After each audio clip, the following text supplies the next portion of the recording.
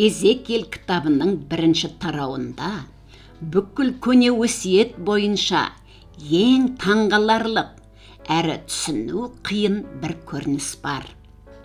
Хобар өзенінің жағасында тұрған Эзекиел солтүстік жақтан алапат құйын келе жатқанын көрді.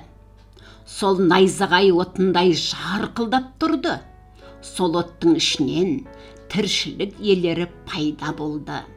Соның алдыңғы беті адамдікі, оң жақ беті арыстандікі, ал сол жақ беті бұқаныкі, артқы беті бүркіттің жүзі екен.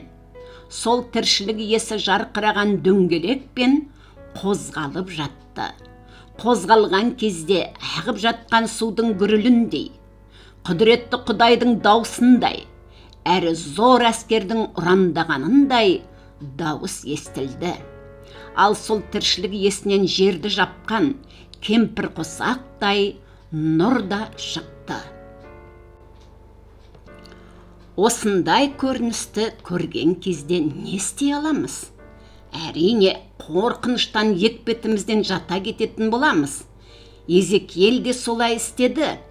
Екпетінен жатқан Эзекиелге Құдай: «Пендем, орныңнан тұр, мен саған тіл қатып сөйлемекпін» дейді.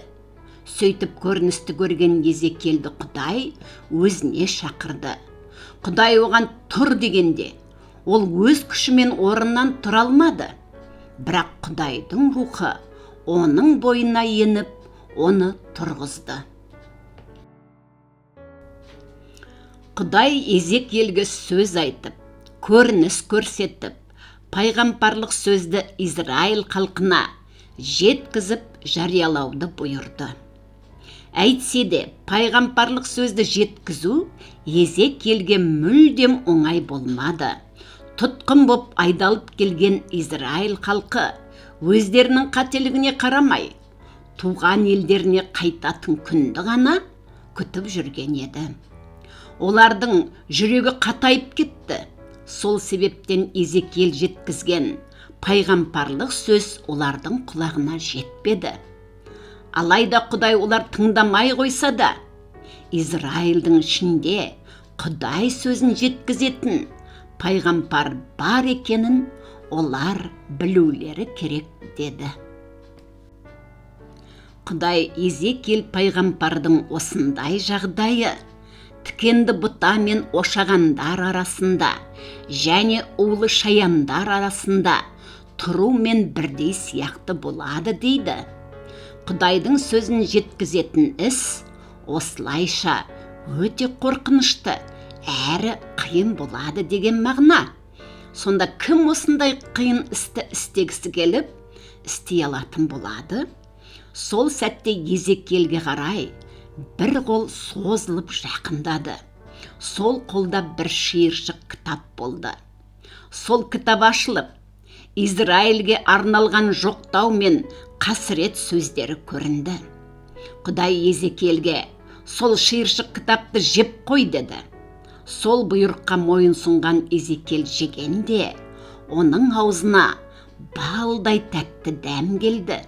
Содан кейін Эзекиелдің маңдайын тастан да қатайтып, қандай жағдай болса да қорықпауға көмектесемін деді.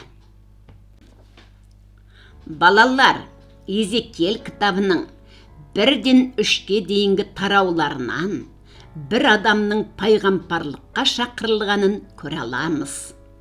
Таңғаларлық көрініс, орныңнан тұр деген бұйрық, Құдайдың сөзін жеу сияқты елестете алмайтын құдіретті істері арқылы ол өзінің сөзін жеткізетін бір адамды тұрғызды.